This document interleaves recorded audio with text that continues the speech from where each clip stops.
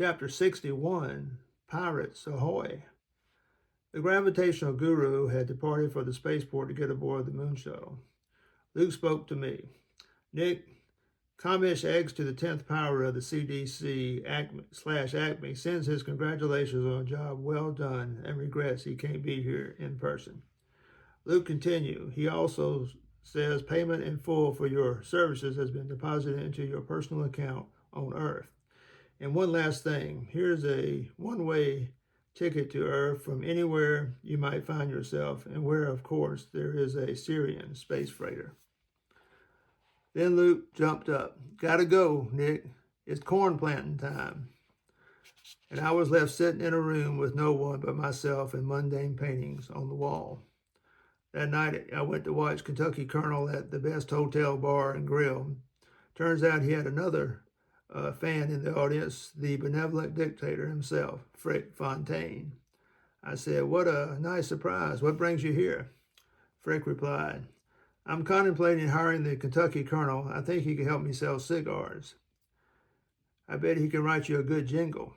Frick replied, that's what I'm thinking. I played a hunch. Where are you headed next? I'm headed to the Interstellar Dairy Queen Beauty Pageant and Convention.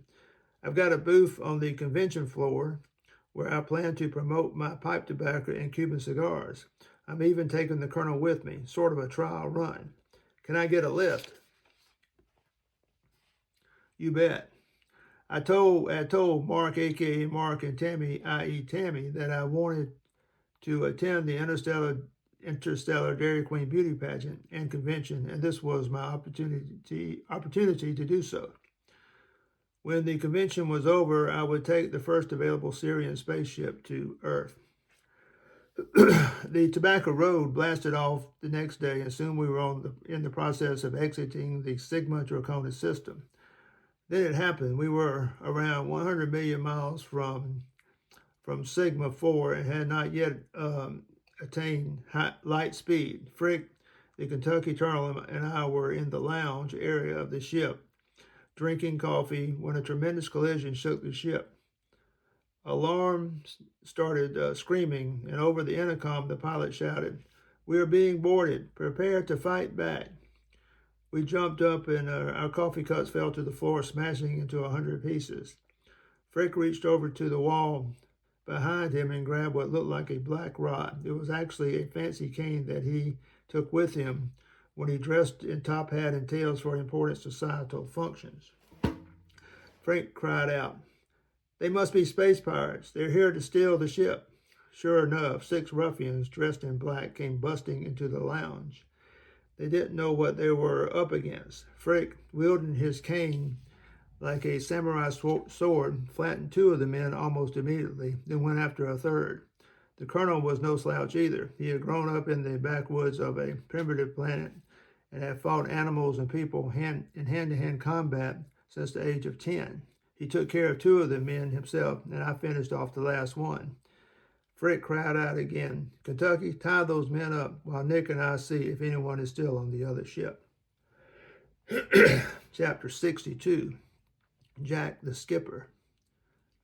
The other ship was empty. It was a small ship and had been left in neutral. The plan was probably for the 6 men to overpower us, take over the ship, and then the 2 ships would go to the pirate base. The Tobacco Road would be sold on the black market while we would be left stranded on some out-of-the-way planet. They picked on the wrong fellows, and we didn't even have to ask Jack the skipper to pitch in. Jack is Frick's chief pilot. Frick and I went back to the Tobacco Road. KK had done a nice job of tying up the pirates. Frick spoke into the intercom. Jack called the Space Patrol and asked them to send a cruiser over to our coordinates ASAP. Tell them we've got some merchandise for them. In a few hours, the Space Patrol had taken the pirates off our hands as well as their ship. We resumed our journey to Cape Tian Prime and the Interstellar Dairy Queen Beauty Pageant and Convention. We had cleaned up where the cups had fallen and broken on the floor and were once again sitting around talking and drinking coffee. This time we were joined by Jack the Skipper, the pilot of Tobacco Road, as mentioned earlier. Jennifer Golightly, the co-pilot, had taken over the wheel. Frick spoke. So, how's that jingle going? KK responded, I've got 2 verses so far. Want to hear them? I do, but let Jack get his axe. You probably didn't know it, but Jack was lead guitarist for the Milky Way Trailblazers. I'm thinking about teaming you two up. He can't sing a lick, but he's a Les Paul on the guitar. Jack retrieved his guitar, made sure it was in tune, asked KK what chords he was playing, and then said to KK, Go man, go. KK started singing. It's finally come true. You could be a winner. Smoke a big cigar and not be a sinner. The cigars are from Cuba, just north of the equator, all thanks to the benevolent dictator. We all clapped. Frick asked Jack the skipper, What do you think, Jack? I think the boy might go a long way, but I think he needs a new name. Why the hell in this neck of the woods, who the hell in this neck of the woods knows where Kentucky is? Or what it is for that matter? Jack replied. You got any suggestions, Frick asked. How about the enigma from Sigma? Chapter 63, Join the Fun.